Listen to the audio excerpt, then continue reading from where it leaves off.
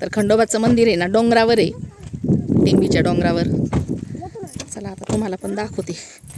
तर आज काय देवालाच फिरायला निघालोय.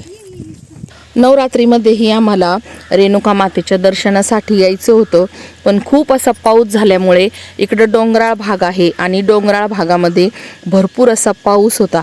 तर तुम्ही पाहू शकता इथं आहे ना चहूबाजूने असे डोंगर आहेत आणि कांद्याची खुरपणी, काही ठिकाणी काढणी पण सुरू आहे.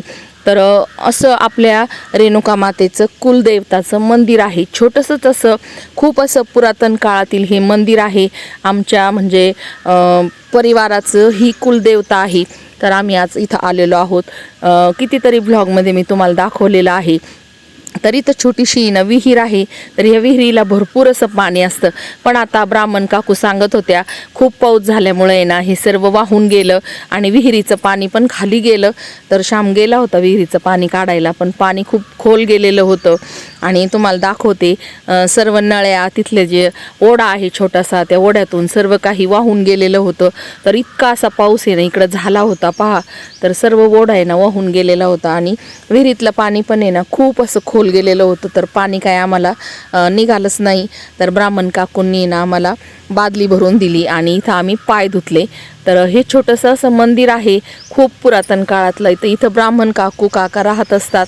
तर तेही आमची वाट बघतात.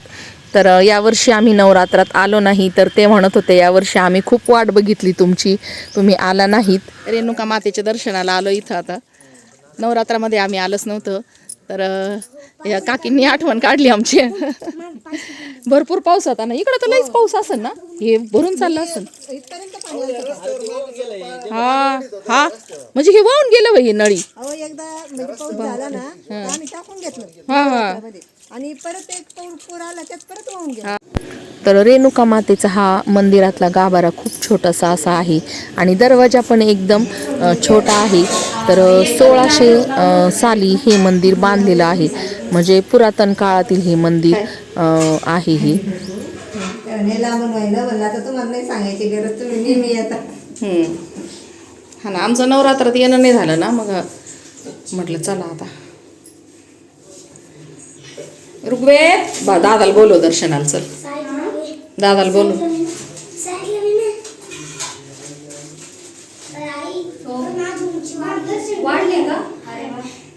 तर देवी आईचा हा स्वयंभू असा तांदळा आहे. देवी आईकडे पाहिल्यावर एकदम प्रसन्न असं वाटतं, आईला भेटल्यासारखं वाटतं. नवरात्रीमध्ये जेव्हा आम्ही दर्शनाला येतो ना, तर आईला साडी चोळी आणत असतो, गजरा आणत असतो आणि इथे ना आम्ही सुवासिनीही जीव घालायचो. तर 5 नवरात्री आम्ही असं केलेलं आहे आणि आता नवरात्रीमध्ये येणं होत नाही. रेणुका मातेचं इथे आहे ना आमचं कुलदैवत आहे. तर छोटंसं मंदिर आणि छान अशी मूर्ती आहे. एकदम आल्यावर असं प्रसन्न वाटतं आहे का नाही, आईला भेटल्यासारखं वाटतं.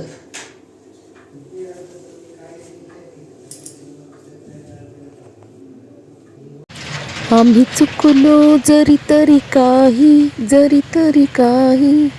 तू चुकू नको अंबाबाई, तू चुकू नको अंबाबाई. सर्व मंगल मांगल्ये शिवे सर्वार्थ साधिके, शरण्ये त्र्यंबके गौरी नारायणी नमस्तुते.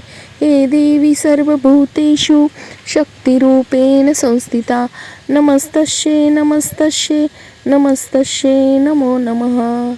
पहिले इथे अंधार होता ना, तर मी आलो होतो ना थोडंसं नाही का चॅलेंज काय असं दूर वाकून हा तर हे करा पप्पा पप्पा करा. पाणी गेलं खालीच नाही माझ्या. असं असं गोल कोण चांगलं व्यवस्थित आता यांची बंधू सिल्वा झालाय होय, हा का, ते आता बाहेर होते तेच होते काय. हा हा.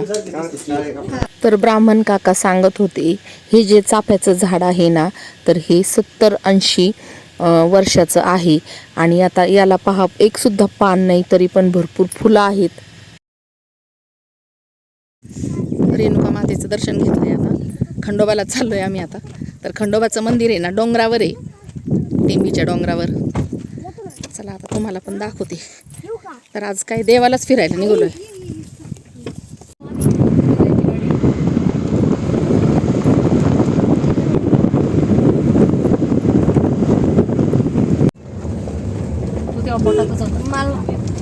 तर आता आहे ना डोंगरावर इथं गाडी जाते. तर खूप मोठं डोंगर करून अशा पद्धतीने रस्ता तयार केलेला आहे आणि एकदम मंदिराच्या समोर गाडी जाते, उभी राहते गाडी. तर छान वाटतंय टिंबीच्या डोंगरावर जायलाही. ज्यावेळी आम्ही पहिल्या वेळेस आलो होतो, श्याम तेव्हा 7वीला होता, त्यावेळी आम्ही पूर्ण असं डोंगर चढून आणि मग खंडोबाच्या दर्शनाला आलो होतो. तर पहा, सुंदर असं पुरातनच मंदिर आहे हे, पण आता डागडुजी करून आणि छान असं निसर्गरम्य ठिकाण केलेलं आहे. तर पाण्याचीही इथं सोय झाल्यामुळे ना जलाशयही भरपूर मोठं केलेलं आहे. तर इथं मस्त असे झाडंही इथं या डोंगरावर लावलेले आहेत. तर काही दिवसांनी छान असं हे पर्यटन स्थळ म्हणूनही प्रसिद्ध होणार आहे.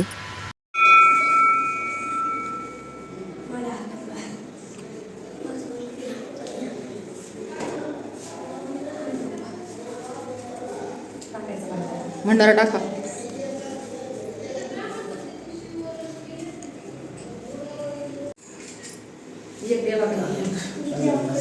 तू घे ना दर्शन.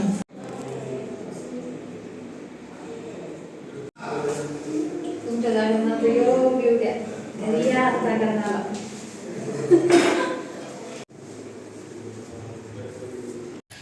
तर 3 जानेवारी 2026 मध्ये आहे ना खंडोबा आणि म्हाळसाचं लग्नाचा कार्यक्रम आहे. तर आम्ही इथं आहे ना पंक्तीसाठी इथं पुन्हा आम्ही अन्नदानासाठी इथं पावती फाडली होती. तर ते दादा सांगत होते. तर खूप मोठा असा कार्यक्रम इथं असतो. 6 वाजता खूप मोठी अशी मिरवणूक निघते आणि मग नंतर लग्न खंडोबाचं आणि म्हाळसाचं लग्न लागतं. तर आम्ही इथं आहे ना पुन्हा पंगत घेतली होती नवीन वर्षानिमित्तानं. तर कुलदेवता आहे आणि जागरण गोंधळाचा कार्यक्रमही आम्हाला करायचा होता, पण तो काही होईना.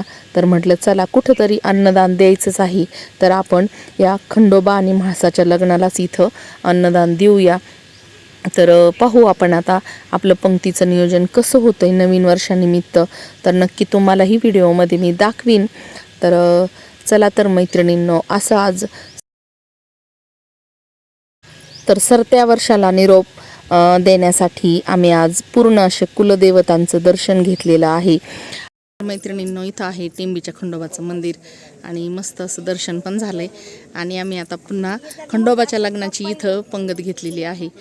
तर आता 3 तारखेला येऊ आपण पुन्हा टिंबीच्या खंडोबाला. $1,00,000 1,00,000 माणसं म्हणले का चंपाषष्ठीला? चंपाषष्ठीला होते.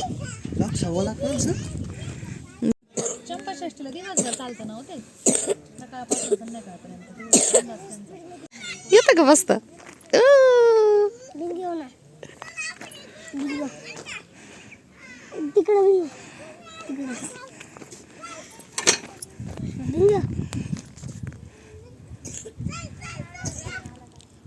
उलट जातंय ते.